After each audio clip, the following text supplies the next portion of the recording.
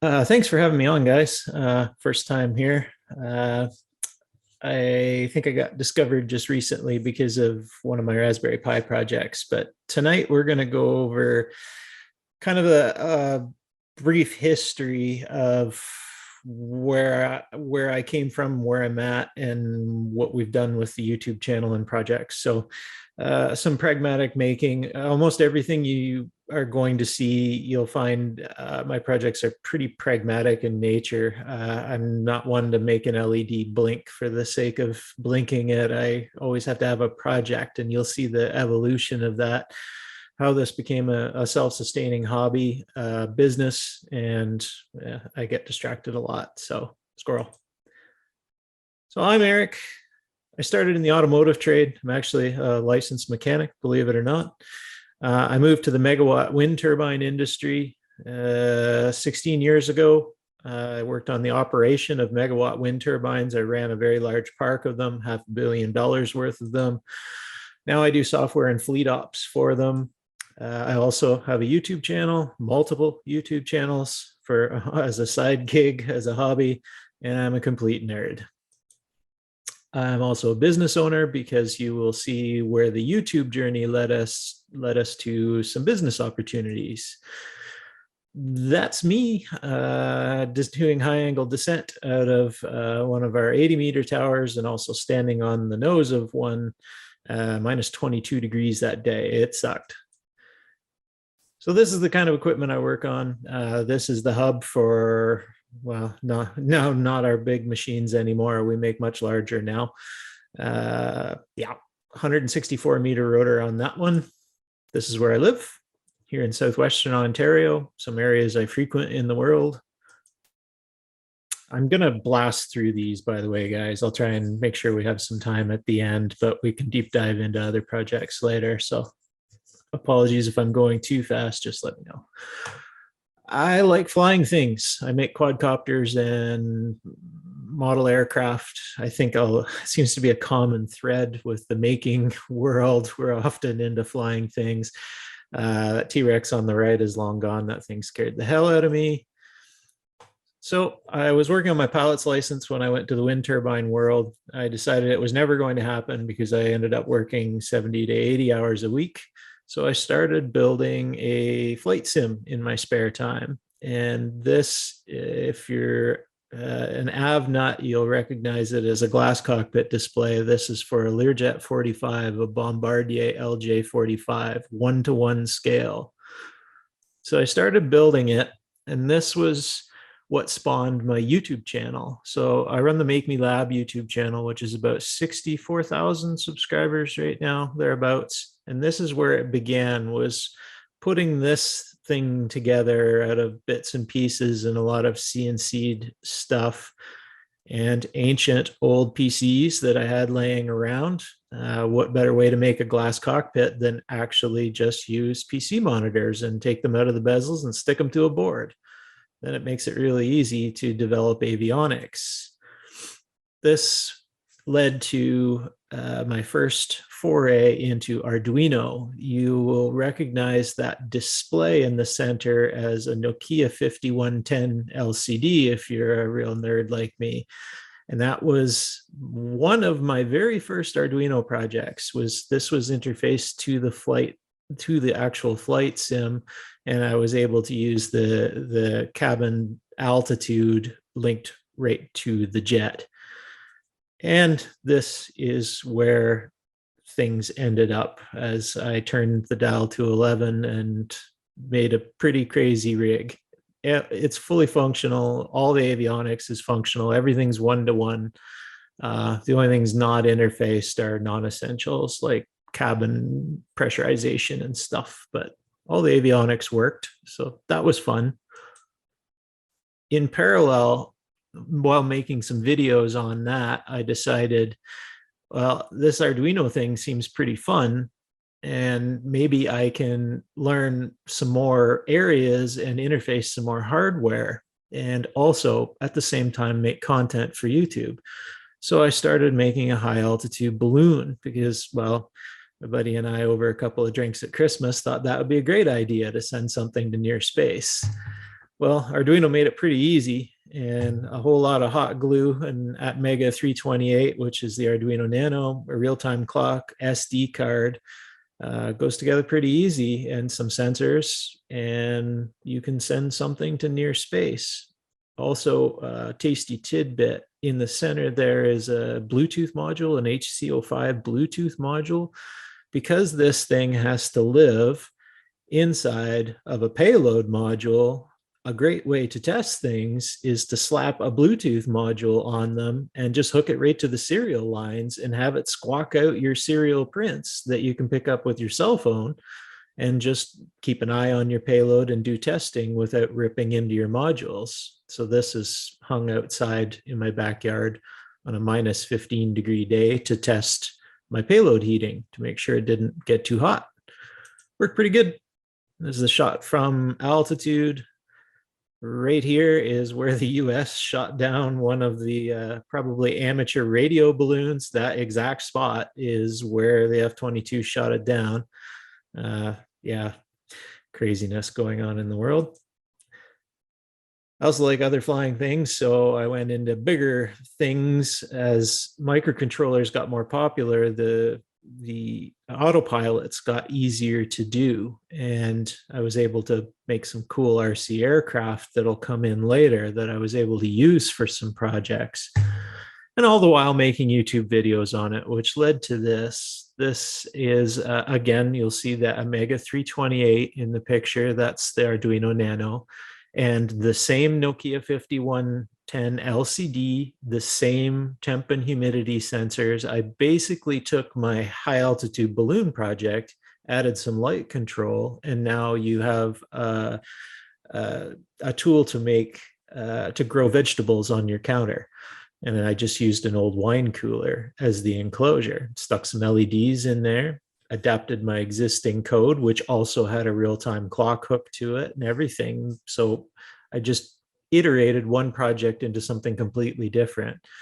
And Hackaday often has little prizes they give away, and those blue PCBs are absolutely horrible made. They're one of my first PCBs. They're Osh Park, but they were free because of Hackaday sponsoring these Hackaday prize entries. So that was pretty cool to be able to make some PCBs, even though they were horribly designed by me and Fritzing. And I don't get along with Fritzing anymore. I'm strictly a KiCad user now, but back then that's what I had to work with. Again, in parallel, at the exact same time, I was playing with the Arduino Nano again, but this time with a gas sensor, with an MQ2 gas sensor and a small 433 module. And I figured out that I could synthesize human voice with the Arduino Nano. I could read the gas levels with the gas sensor, and then have the Arduino Nano pump it out on the 433 megahertz transmitter.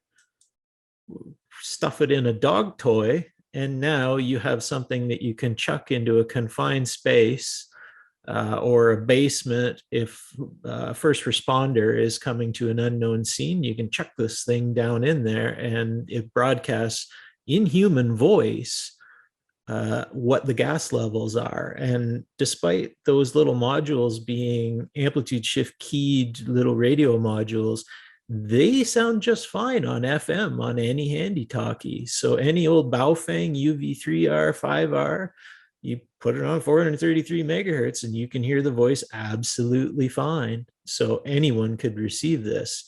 This actually won me 4th place at the 2015 Hackaday prize, which was pretty cool. Got to hang out with Grant Imahara from Mythbusters and put a little bit of money in my pocket. Also went back into the channel for more supplies. Enter the ESP8266 Wi-Fi microcontroller. I thought these were just great. I also started trying a new I2C OLED at the same time. Also did some YouTube tutorials at the same time. And by now, the YouTube channel is generating a little bit of income, enough to pay for these parts. And make some more fun stuff. So I decided, well, this is pretty cool. What can we do with it? Well, you can put it into promiscuous mode after you've done the typical web page stuff. And that's kind of boring for me. Like I said, I'm pretty pragmatic. So I wanted to know what I could use it for in real life. Well, in promiscuous mode, it just listens for beacon frames from any Wi-Fi enabled device around you, which is pretty darn cool to be able to tell what's around you. Well, what can you use it for? Well, if you turn the dial to 11 and put a ridiculously large high gain Yagi antenna on it, stick it on a little board, you can now sniff what's going on, who's around you. Now, me being in Canada here, a good portion of Canada is very, very remote and people get lost quite commonly. Well, the idea of this was if people have their cell phone at all powered up, it's parroting beacon frames out. You can receive them with this at range and be able to tell where there's a person if they're, say, lost in the wilderness or whatever. You'd be able to mount this to a light aircraft really easy. And that's where the GPS in the bottom right comes in and the SD card at the top of that perf board. It logs all the MAC addresses it hears and just logs them by GPS location. So you can fly around or war drive and record where everybody's cell phones are, which is pretty cool if you're trying to find a lost person. And good old perf boards are pretty simple, pretty crude setup. Yeah, but it proved out the concept. And then enter PCBWay. So PCBWay is a sponsor of my YouTube channel. And they, I'll flat out say I really like working with them. They're pretty amazing. And right from the beginning, they wanted to provide PCB services for cool projects. And obviously they get advertising on the channel. So this was one of my earlier boards. You panelize these little tiny rescue boards, which is what I called the project, have PCBWay whip them up, stuff it into a little tiny box now without the big Yagi antenna, with a cool little OLED on it just for good measure. And now you have a payload that does the same thing as that big rig, but much, much smaller. It does the same thing. It listens for cell phones and stores where they are, when they're detected, and what their MAC address is. Now you have a unit that you can carry around in something much smaller. So it's the exact same hardware as the big one, only a very small Omni antenna. And I shared these projects out. This is all my projects are open source until we get to the end. There's only one I haven't released. So these are all in GitHub, about 70 repos I have. And this went so well that I stuffed it into a small RC aircraft. Now you have remotely pilotable or completely autonomous drone aircraft that can go out and find people lost in the bush, running with iNav, an open source flight controller firmware. And this is a very small, what's called a nano Talon styrofoam plane. They were about $70 you could pick them up for, and they fold up into a backpack. And this, with a lithium ion pack, had about an hour of duration in the air. So you could put this up in an area and run a grid pattern. And if there's a cell phone turned on in that pattern, you'll record it on the rescue device, which is pretty cool. So I gave it away open source, put it up on Hackaday, submitted it for the Hackaday prize. I didn't even get so much as a t-shirt from this one, but it was fun to build on the Arduino stuff and make something pretty cool that might make the world a little bit better place. Fun testing of it. This is on the bluffs of Lake Huron. I needed a way to test this thing at range. Well, in the summertime, our beach down below those trees is stuffed with tourists, several hundred of them. Great way to test your big Yagi antenna is to sniff for cell phones up above and record all the MAC addresses and see how many you could get. Looked pretty creepy when I was doing it, though. A lot of people asked questions, but it proved it out. And in the end, I released the whole thing as a whole line, all based on the same hardware. And in the center, you'll see Rescue Sentry was another version of it I made, the exact same hardware, but added a small camera, an ESP32 camera to it, that when it detected a new cell phone, it snaps a picture and saves it to the SD card. And this is something that you can use in game preserves or sensitive areas or for security. Anytime a new cell phone is detected, you can have it take as many pictures as you want, which is pretty cool because everybody carries a cell phone. Even in the Horn of Africa, they're still carrying cell phones, and this will snap photos. So it's pretty cool. It worked out well. Made lots of fun videos, learned a lot. I also learned that now was the time to start taking these tutorial videos that I was doing and make kits available on an online store, because what I learned, us in the technical world or in these electronics projects, were inherently very good at getting parts. Well, people new to the hobby are not so much, and navigating eBay and AliExpress to find top rated sellers with free shipping like we would do, they don't know to do, and they often quite get scammed. So I decided to make these kits available for the projects that I do, and it worked out very well. I advise anyone do it because I drastically underestimated it as a service to people. I don't make a lot of profit off of these things, but what it does do is allow someone a place where they saw a project online.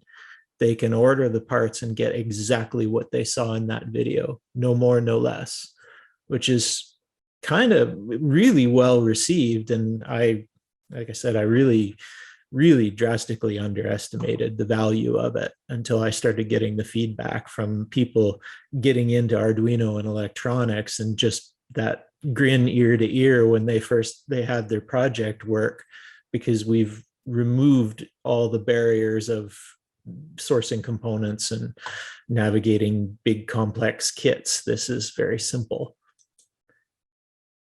My storage area started to get a little bit nuts by this stage. Lots of electronics, and I learned to keep things stored neatly in the lab is the key to all projects. To keep me productive, I learned all these little totes and trays from Dollar Store are game changers for my ability to just make use of my time. Pretty straightforward stuff.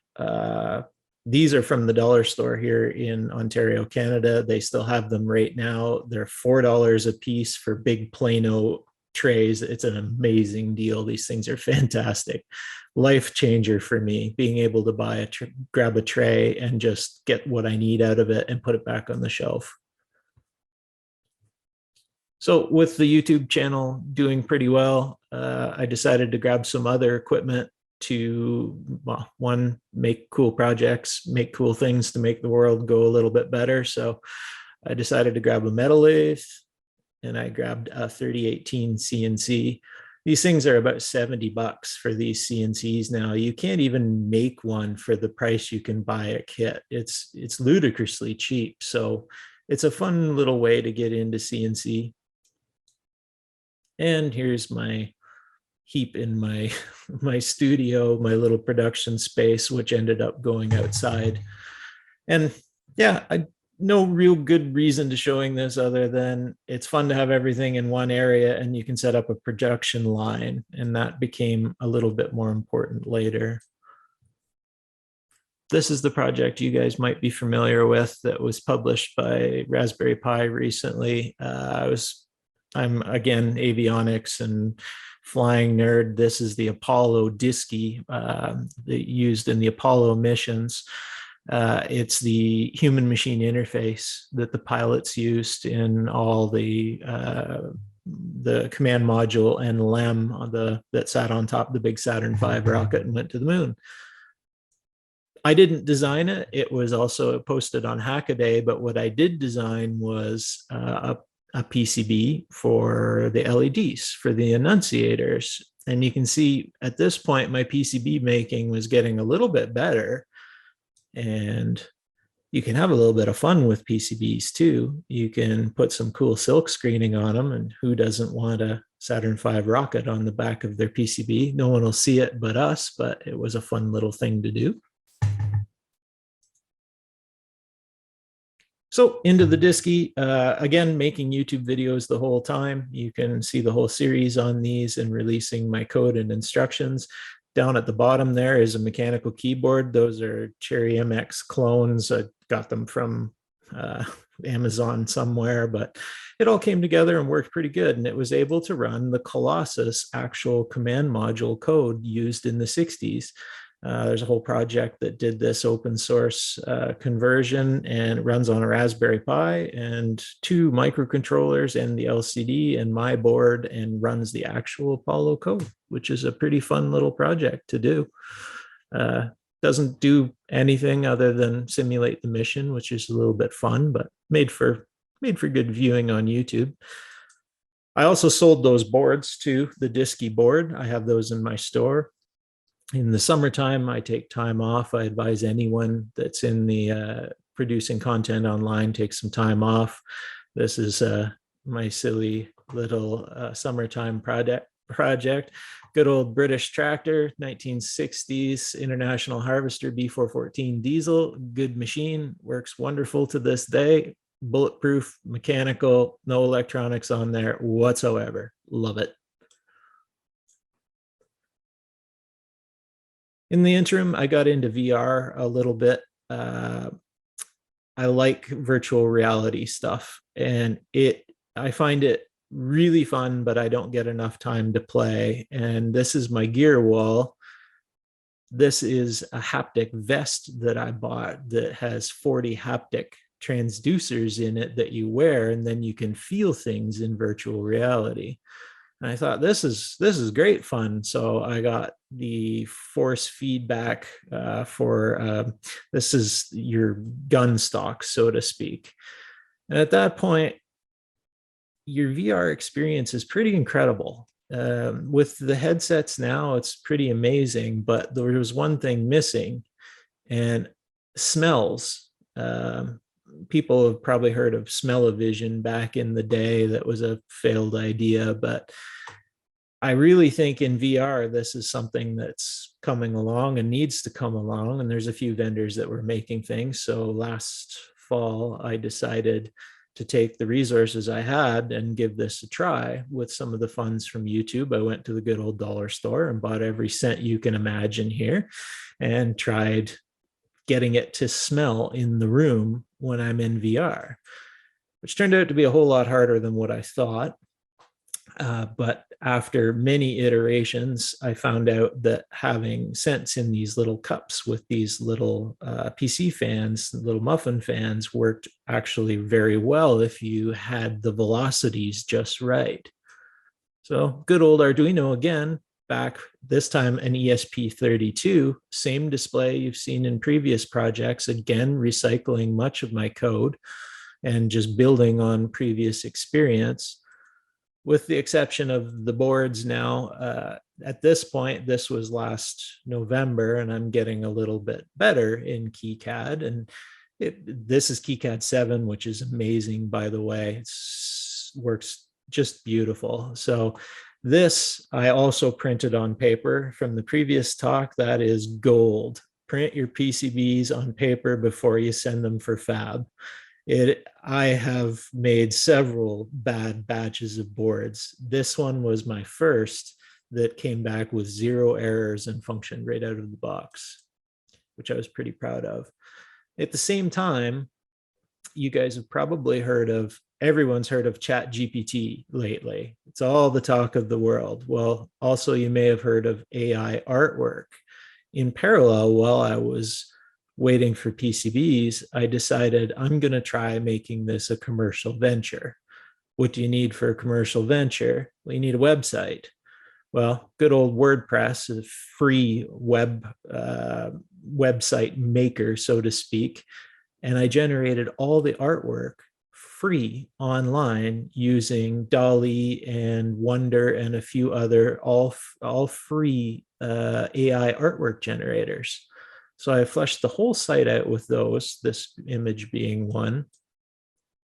Got my lab ready to go. This is my good old fabrication equipment that had been dormant for a little while, but you don't need the IC oven there or the hot plate. That good old Black & Decker toaster oven there to the right works just wonderful for reflowing boards.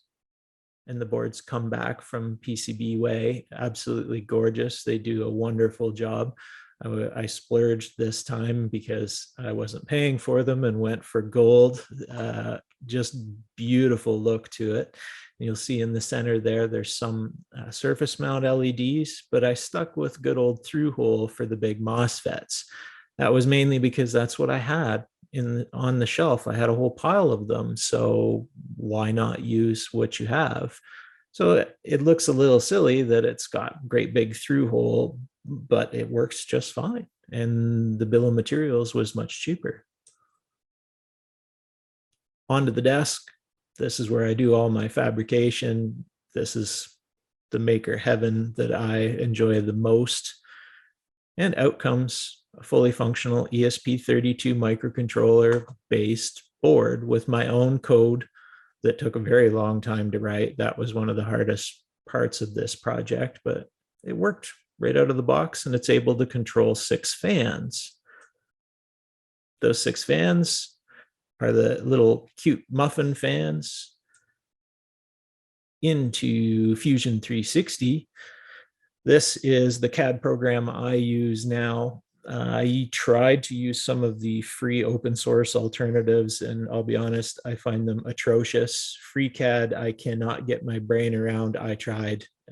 I gave up and went back to Fusion 360. The personal free version works just fine. And this is my first attempt at doing all components on one project. This is based on tutorials from Adafruit. Noe and Pedro from Adafruit do some wonderful 3D CAD tutorials, and all I did was watch each tutorial and just make each different component of the system. And then the PCB board that's in the center there is just exported from KiCad, which is wonderful. Until you find out that it takes a lot of iterations to get something functional that they fit. Fit and finish is something I fail miserably at. But bonus having a YouTube channel, this filament actually came from Amaze 3D, who sends me their Amazon returned filament.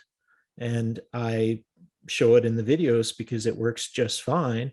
And this is from people who failed at their 3D printing venture and blame the filament. Well, it works for me and I get it for free. So good deal. Bonus of having a YouTube channel, making things available. Sometimes suppliers will give you stuff just to get rid of it instead of throwing it in the garbage. So that's where it would go. So orange, because that's what they gave me, a whole bunch of orange. Prototype away. Everything came together pretty good. Looks like almost a commercial product at this stage, or possibly something that might be. The 6 fans, the board, and this is the final state of it. This is where I got to this year. This is the only project that I haven't shared the code fully open source, because I am actually looking to sell some of these that worked so wonderfully. I decided to just keep this one back. That may change. I'm not sure. I may end up going open source later, but I decided that I can't go backwards. So I was pretty proud of the way it worked. It disperses 6 different smells into the room at varying intervals, not linked to your VR headset, and makes it incredibly immersive when you put some fire and smoke smells and wood and grass and tobacco, some of my favorites. Learned these cases are also wonderful when you get into production from a home lab workspace. You can stage the components in each stage of assembly of the circuit boards. So this is my stage 1 of a circuit board assembly. where you have the microcontroller. I ran out of IO on the microcontroller, so those little blue boards are actually an I2C encoder interface that I sourced from Tindi. And it's made by an Italian gentleman, and it's such a cool product because now I can use the encoder as an input over the I2C bus, which my display uses, which was really, really handy when you're out of IO and want to put an encoder on. So that works pretty good. Lots of fans, AliExpress, good place to go for components. It's hard to source good quality stuff. You've just got to, what I did is buy small quantities, test them, and then I went back to the same vendor and basically said, give me all you got. Started assembling in a more commercial assembly line setup and made some 3D printed covers over the circuit board. So it started to look a little bit more like maybe a commercial product. More assembly, TPU printed caps on them. They're printed in flexible filament, so they make a nice tight seal on the top. That was a change from the original design and seems to work much better. But from home, I needed a way to ship these things, so I decided what better than good old recycled cardboard boxes, and then I would just stamp them, and I made the stamps on the 3D printer as well out of flexible TPU filament and just some ink pads, and made my own shipping stuff. And for padding, I took old cardboard. I went and bought a heavy duty paper shredder, and I just shipped them in strips of shredded cardboard boxes. So any of these boxes that are damaged, or well, everybody gets Amazon boxes, that's what I mainly use. And I just make them long shreds, and it works wonderful. Wonderful packing, recyclable anywhere in the world. So I was quite pleased with that. I have shipped them now and had no problems. Onto the bench, I can assemble about 8 in an evening of these. It is a little labor intensive, but it's fun. It's still a little bit of a hobby, but we're going a little bit more commercial. And this whole thing is funded just strictly by the ad revenue, what little I get. It's not much money, but it's enough to buy components like this from the YouTube channel. And also, suppliers love sending you things. So Genmitsu, which is known as SaneSmart, approached me to review a Galvo laser. I had no use for a Galvo laser whatsoever until this project. And I decided it'd be really cool to label the wall warts so people knew what the heck that darn wall wart that has been there forever actually was for. I think everybody should label these wall power supplies from factory, but I took the time to do it. I accepted their review of this Galvo laser, made a review on it, and used it for production of ScentVR units. Happy Nerd in front of his dollar store shoe racks, which work just wonderful to manufacture a whole bunch of ScentVRs at home. And that's where we were at a couple of weeks ago. All still funded entirely by YouTube money, and which is not much, and the initial sales of the first 2 units, which I put back into inventory, and one ready to go out the door in its completely recycled packaging. I also used inside, I don't have a picture of it, but in the internals, I also use cloth bags, which are reusable and recyclable, and you can send them off to be rags, but I stamped them with the same stamps, that Top Secret logo. The whole thing is like a military supply package. So it's kind of a lark on a box of, some are tagged ammunition, the wall wart power supply is tagged as a frag, aka grenade. It's all very military themed, and it's pretty cool. It gave people a little bit of a fun who buys one of these, and all done from home, all on a shoestring budget. With AI artwork generated and ChatGPT text for the website as well. And yeah, very, very minimal budget. We're talking under $200 got it, the whole thing started. So that is the quick and dirty overview of the evolution of nerddom for me. And if you want to see any of the projects, they're all published open source on my GitHub. There's about 70 repos. It's all linked from mkme.org. That's my main site. You can see some tutorials. I have a forum where I document a lot of the threads, and ScentVR.ca is where this current project is. But yeah, slide over to my YouTube channel if you want to see any of those. Don't go back too far. Back in the high altitude balloon days, the video quality is absolutely horrible. But it was fun to share, and I learned a lot. And that's what kept me going and kept me interested in making new things. That is it for me. It's very cool. Sure, there's a lot of things you built there, all the way from the gas sensor to the the cockpit and everything like that. Lots of good stuff in there.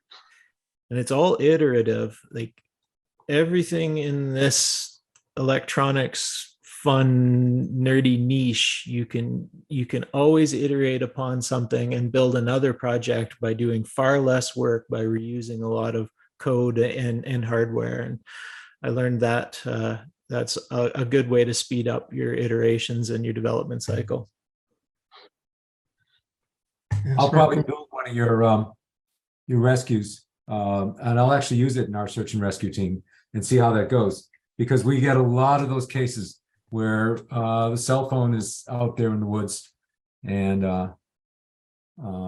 yeah, it just becomes helpful. The commercial version is way too expensive for most of us to use in vehicles. It's nuts. It is nuts. Yeah, that's exactly why I built that project. And that's why you'll see that rapid deployment small version in the RC aircraft, because time is key. By the time a SAR team gets called, precious time has gone by, and how long is a cell phone going to stay on? And unless the person's smart enough it's to hard. turn it off. It's hard when you deploy. Well, I mean, the first thing is that it usually takes about an hour before you get deployed out in Southern Oregon. You know how that goes. You got to go into the station to pick up the stuff. But even flying the drones, there's so much FAA regulatory stuff for flying the drones. Yeah. You've got to have a spotter to keep it in sight and stuff. But we do have a guy who flies in a plane, and There you go. I think that having that for the observer would be awesome. Yeah. And so mounting it on, or just hand holding a simple handheld device that he can use on an aircraft would be a great tool. So that version that's where the Yagi version came in. And my intent for that was, I even made the clamps to mount it on the wing strut of a Cessna 172 or a Cessna 150. Exactly where we're going. Yeah.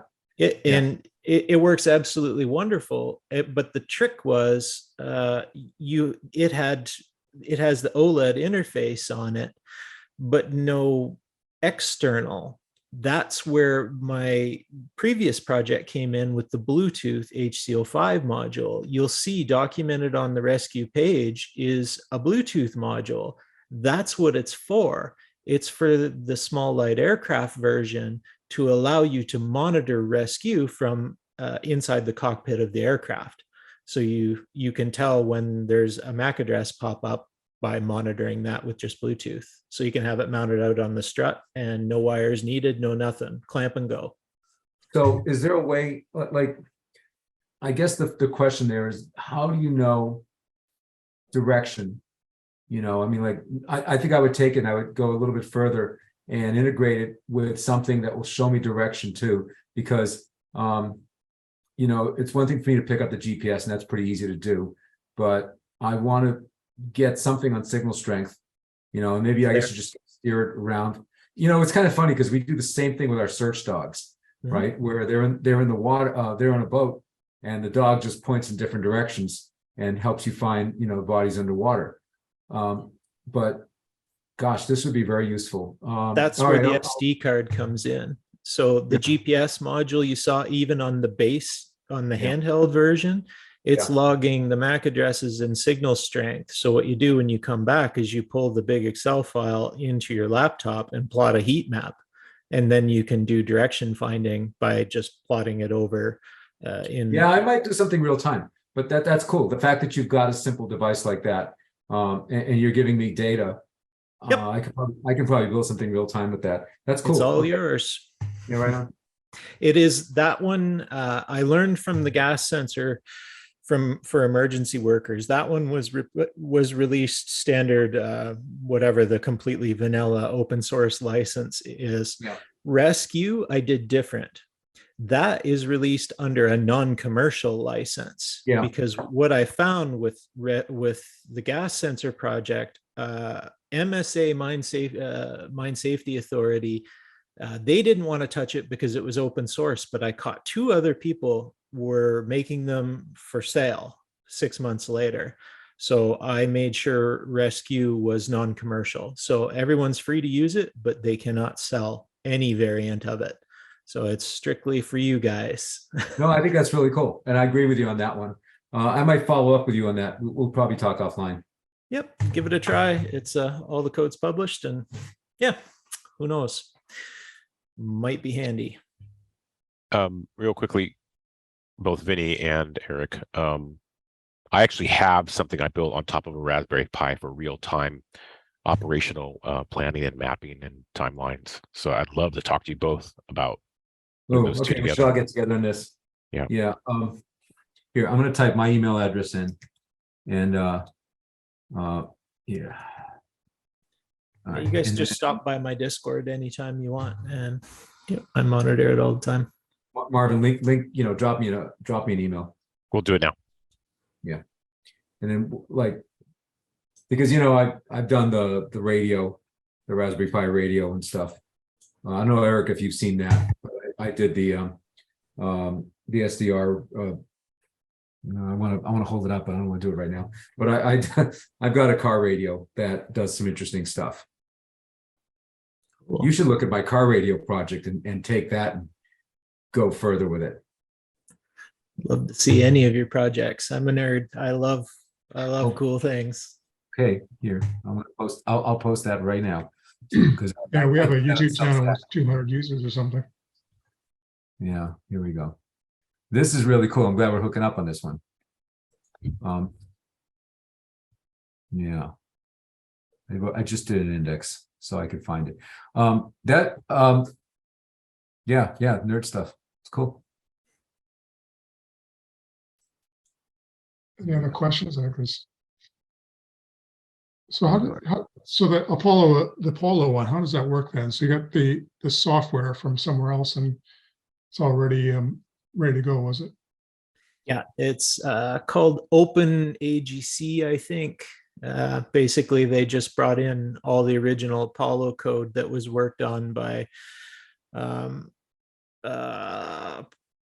Ron Berkey and some others who actually wrote some of the code and made a standalone version, which happened to work pretty well on the Raspberry Pi. So you can run a mission, so to speak. You can pilot the actual Apollo spacecraft from it. I'm not at that stage, and I actually ran into a problem with it where the keyboard stopped responding, so I have to rebuild all the packages on the Pi. I think my SD card became corrupted. So, but yeah, it's completely standalone. It's a lot of fun. It's just strictly nerdy. There's no good reason for it. It has no purpose in life. Yeah, it just reminded me of this great podcast I listened to about All 11 landing. And that features that. It was just an excellent podcast. I'll put up a link to it. It's really, really cool. If you guys aren't subscribed to Curious Mark on YouTube, go subscribe right now and go back through his, there's a 24-part video series where they restored an Apollo guidance computer from the ground up and got it fully functional and integrated and working. It's absolutely fascinating. It gives a good understanding for just how far ahead the Apollo program was. It was incredible what they did with the hardware they had, and it's cool stuff. Yeah, I'll put the podcast and a link into the chat. It's very cool. It's very good. Very cool. Very well I'll done. check it out. Any other questions? Or sort of the VR scent thing. So how do you actually interact with it? So it's not connected to the VR itself, but you just dial it in and you just decide at this point, or is someone else operating, or what's your So I wrote it runs on a pseudo random algorithm that I wrote that has basically, you set the strength with either the rotary encoder or the web interface. So you can actually control it from a web browser in your VR goggles. And that interval that you set is basically, we'll call it strength. And it affects the multiple variables in the pseudo random algorithm I wrote that just basically, the idea is that the fans will come on just long enough periodically that it simulates you walking through an environment, like walking down the street and you catch whiffs of things. That's what I shot for. And that requires, as long as you select the smells beforehand that go with the simulations you play. Most people play the same things. I only do one simulation in VR, and that's a military sim. It just kicks them out periodically, just at a strength just enough that you don't go nose blind to it. And you can crank it up and make it more powerful, but it's still basically random. Okay, cool. Any other Nope. questions? Nobody has APIs for that yet. There's only one game that has an API for smell.